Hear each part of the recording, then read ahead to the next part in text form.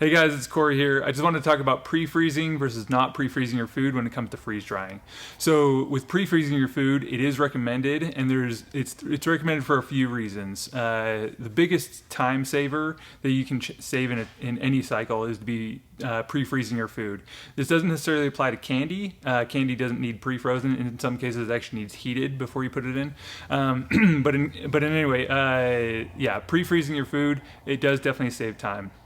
The biggest time saver is that it's going to save you like 8 hours on the front of the cycle. So the majority of the cycle can be actually the drying process, not just the freezing process. So there's a few reasons. So we'll get into the science of it. If that's all you came to watch this video for, that's great. You can turn it off now. We're going to get into the science of why it is faster to freeze dry. So besides the time saver, it also makes it easier on the machine. And so what happens during the freeze drying process is that this barrel gets down to like negative 40 degrees Fahrenheit. We have been able to capture ice at like negative 20 degrees Fahrenheit, but the colder the better. The idea is that, you know, the more the merrier when it comes to cold temperature. So if the food, so let's say you pre-freeze your food, you're doing strawberries and you pre-freeze strawberries in your regular home freezer. A regular home freezer is only going to get to about 10 degrees Fahrenheit, or negative 10 degrees Fahrenheit. The outside of this chamber though is going to be hopefully at least negative 20, but ideally negative 40, negative 45. So what happens is if you've got negative 10 right here and you've got negative 40 out here on the edge, then you have a 30-degree difference between the food and the barrel. So what happens is it just makes it easier for that food to get freeze dried. The reason for that is at super low pressures, like what we're dealing with vacuum, it's not much, but there's literally with a temperature difference of negative 10 and then negative 40, with that 30-degree difference, there's actually going to be a slight pressure difference along the walls versus along the food. So what literally happens is, just like with wind or just regular pressure vessels, if you have a high pressure and a low pressure, that those molecules are going to flow from high pressure to low pressure, and that's what we're trying to generate here. We're trying to generate a high pressure here and a low pressure here on the edge.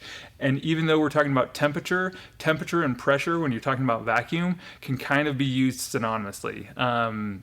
When it comes to water molecules. Anyways, hopefully this makes sense. I tried to explain this to my brother the other day, who's an engineer, and he didn't understand it, or I didn't do a very good job explaining it. So if this is a terrible video, then let me know in the comments.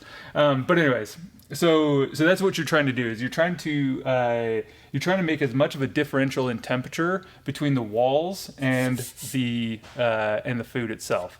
Obviously, you don't want to get too much of a differential. Let's say, for example, you're doing something delicate like pineapple, or let's say chocolate is a great example of this. So there are some candies that like caramel M&Ms that you can freeze dry. So let's say, for example, the chocolate on the outside of that M&M. Let's use that as like our food example. So chocolate is great, but if you get it too warm, it'll melt all over the place. So the idea is to get it as hot as you can without melting the food all over the place. So you want as much of a differential without melting it. So anyways, hopefully that makes sense. Anyways, it does really help. It saves a lot of time, makes it easier on your machine. One more thing kind of on like temperature differentials, the cooler that you can have it in your space. So keeping it like in a basement versus keeping it in like a 90 to 100 degree garage is going to make your machine last a lot longer, and it's going to get less water into your pump. So if you don't have enough cooling capacity, so let's go back to this, for example. So water molecules have to go somewhere. They either have to stick to the edge of the barrel or they have to go through the pump.